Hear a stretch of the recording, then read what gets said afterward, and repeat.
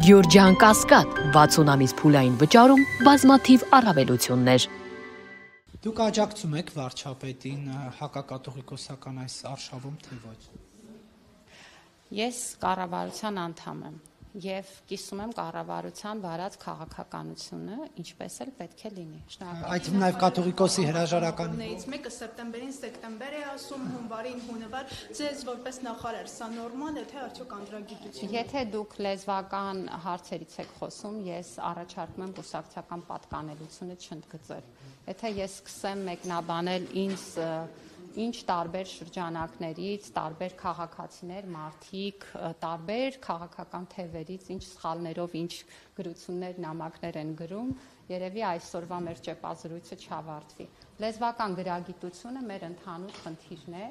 մեր հանրության։ Եվ երբ որ ես խոսում եմ հայերենի իմացության ամրապնդման մասին, ես խոսում եմ մեր բոլորի հայերենի իմացության ամրապնդման մասին։ Կամ բաներ, որ ես էլ կարիք ունեմ ամրապնդելու, կամ բաներ գուցե դուք էլ։ Եվ մեզնից յուրաքանչյուրի երևի, այնպես որ տեղին չի որևէ խնդիր առանձնացնել եւ մատնանշել։ Ի վերջո մենք ունենք նաեւ բարբառներ եւ տարբեր բարբառներում,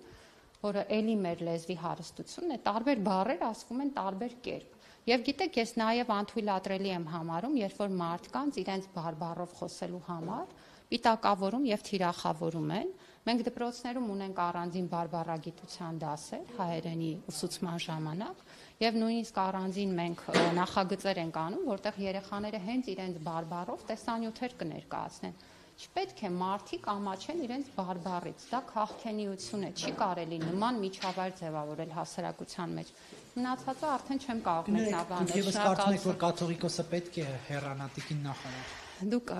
ինձ ոնց որ այս մասին արդեն հարցրել եք, իմ դիրքորոշումը չի փոխվել։ Ես գտնում եմ, որ մեր եկեղեցին ունի բազմաթիվ խնդիրներ, շատ կարևորում եմ, որ հոգևոր կյանքը լինի այնպիսին, ինչպիսին պիտի լինի, այսինքն դա առաջին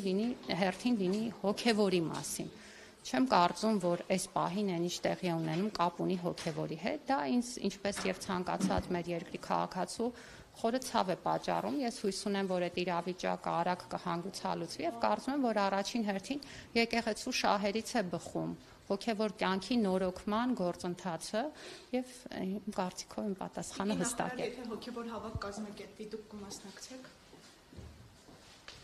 Հոգևոր հավաք ասելով ինչ նկատի ունեք։ Փաշինյանը հայտարարեց, որ Էջմիածնում հոգևոր հավաք է պատրաստվում կազմակերպել եւ ազատ ագրել։ Երբ որ կազմակերպվի կմտածեմ։